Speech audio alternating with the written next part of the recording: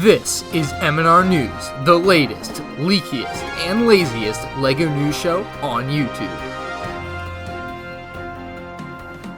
Hello, and welcome to M&R News for Thursday, February 27th, 2020. We have a bunch of Toy Fair news. We actually have some pretty sad news to start us off here in a moment, and some other news sprinkled in and throughout. So if you guys do enjoy the news series, of course, leave a like on it. If you have any opinions on the news, you can drop a comment down below. And let's get started with our Amazon deals of the day with affiliate links down in the description below. All right, this week's Amazon deals of the week are going to be rather short. Surprisingly, still for sale on Amazon is the Thanos Ultimate Battle here at just $43. So that's actually a decent deal for what I really enjoyed building. I actually still haven't uploaded the video I filmed last April with this set. Maybe I should get around to that.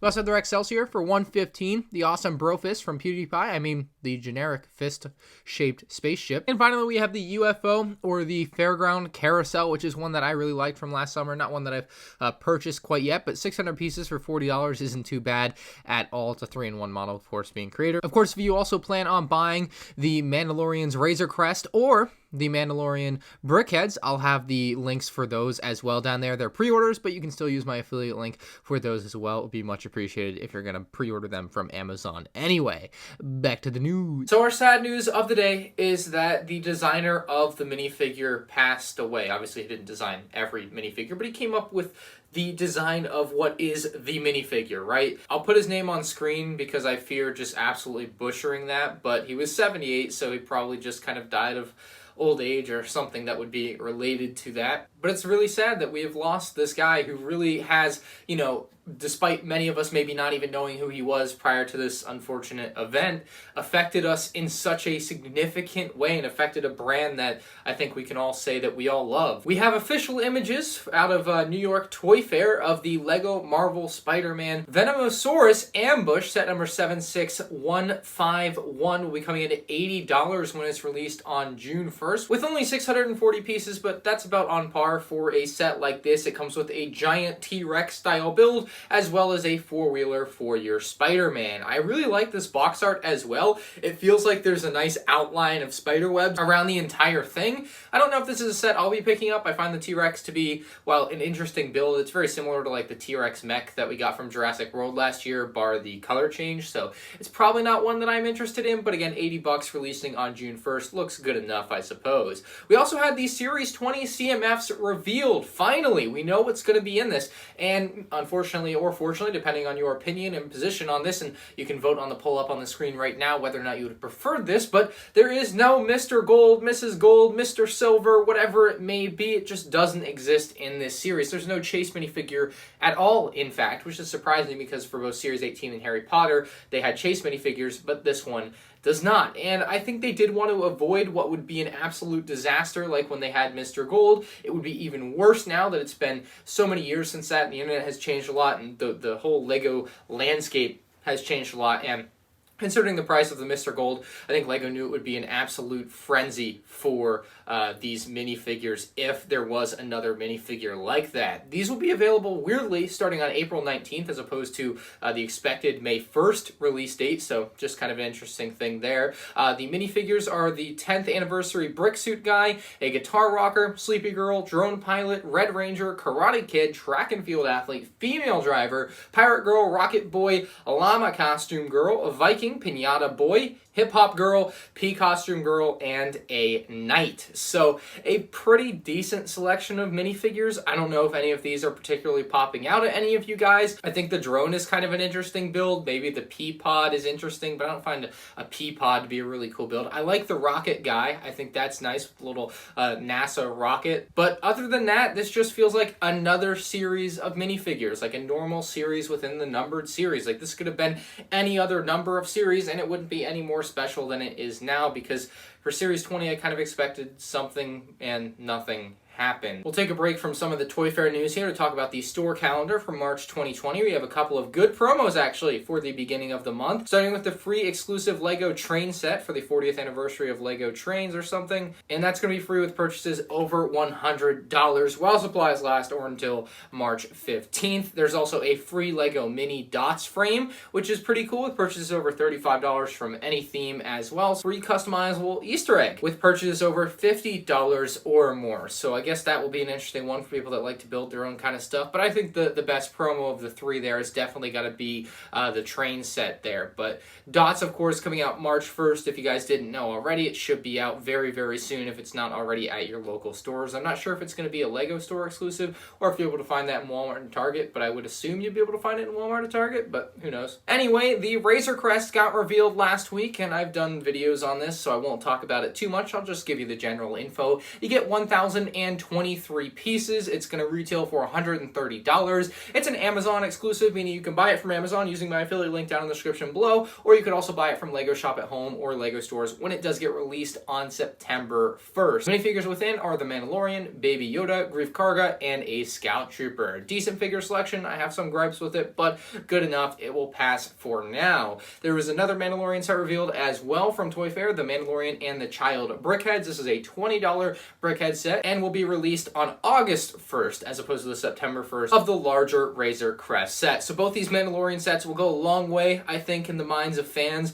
for Lego doing something that was pretty obvious that they should do, but seemed like it wasn't something they were going to do, which would have been shocking to see happen, but it does look like a couple of nice sets from the Mandalorian. You guys can let me know what you think down below. Another Star Wars set that was revealed at Toy Fair.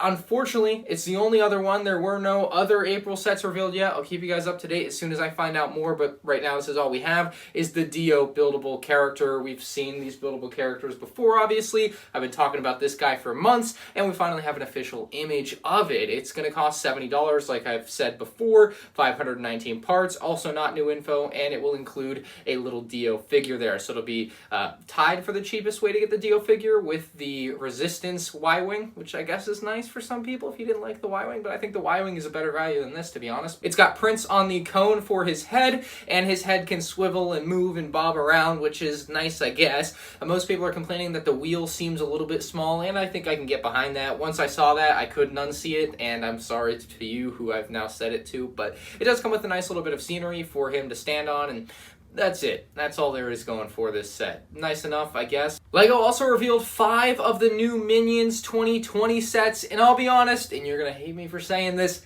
they ain't that bad. They ain't bad. Dude, these Minion sets are pretty slick. We have the brick-built Minions and their lair, which comes with 3 little Minion figures there, and of course 2 larger brick-built ones.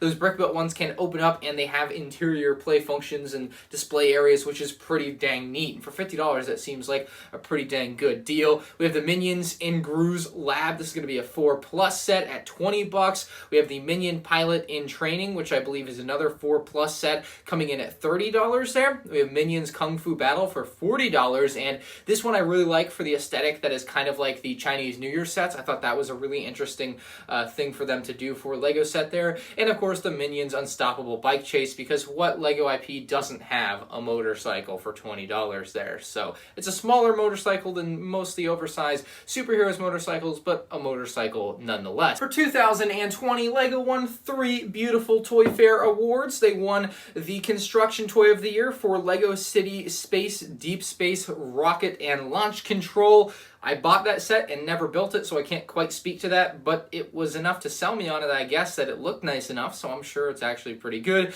A Specialty Toy of the Year went to the Lego Stranger Things, the Upside Down set, and I'm still holding out hope for more Stranger Things sets in the near future. I think last year this one came out in May, so maybe we'll get another one this May. Fingers crossed, Lego Stranger Things could return, but it's an amazing set. It's one of my favorite non-Star Wars sets that I've ever purchased, and it got me into Stranger Things. Like, I was never going to watch Stranger Things. Lego dropped the set, and I was like, all right, I'll watch the series, and I got hooked, and then I went and bought the set the day it came out. Great story for me. And then the STEM Toy of the Year went to Lego Star Wars Boost Droid Commander. I have no real comment on that. I have very mixed opinions on that set. I think it's nice enough, but there was no physical instruction manual, so I don't know what was going on there. I couldn't find the final instructions in the app for the Gonk droid. And while I think the functionality of it is really great, I think having to move the motor from vehicle to vehicle or character to character is really a hassle. But other than that, the functionality of the set when you actually have the motor in and everything plugged up correctly is really good. It's a really nice set. It's just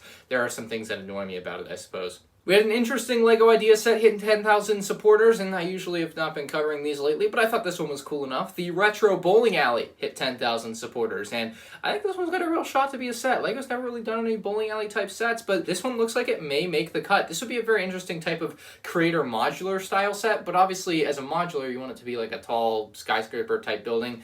This one would not be that. This would be more of like a one level thing, but maybe they could do a bowling alley that's one level bowling alley and then like 2 more levels above it that are whatever. I don't know. Interesting idea, but probably not going to happen like that. I would still be very down to see a bowling alley type set. I think that could prove to be pretty popular, but who knows. We have a few more images here of some accessory sets for 2020. The Ninjago Golden Zane accessory set looks pretty nice. That one should be, I think, $12 or $15. I'm not exactly sure exactly how much these cost anymore. Price kind of varies depending on whether it's licensed or not. We also have the Fairground minifigure accessory set, which I think I may hop on. That's all I have for today's news. Let me know what you guys thought down in the comment section below. Subscribe to the channel if you're new here. You can check out the Amazon deals with the links below as well. And I'll see you in the next one. Peace out.